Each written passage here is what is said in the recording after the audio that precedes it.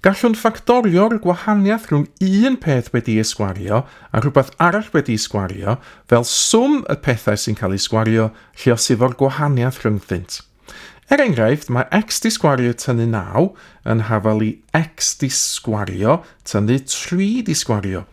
Felly, gallwn ei ffactorio fel x adio 3 lle os efo x tynnu 3. Mae 4x di sgwario tynnu 25 yn hafal i 2x i gyd di sgwario tynnu 5 di sgwario. Gallwn ni ffactorio felly fel 2x adio 5 lle os i 2x tynnu 5.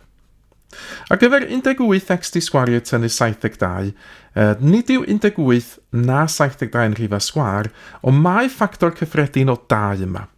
Trwy ffactorio'r 2 allan yn gyntaf, 2 lle os efo 9x di sgwario tynnu 36, gwelwn wedyn fod y gromfach yn cynnwys gwahaniaeth rhwng 2 sgwâr, sef 3x i gyd di sgwario tynnu 6 di sgwario.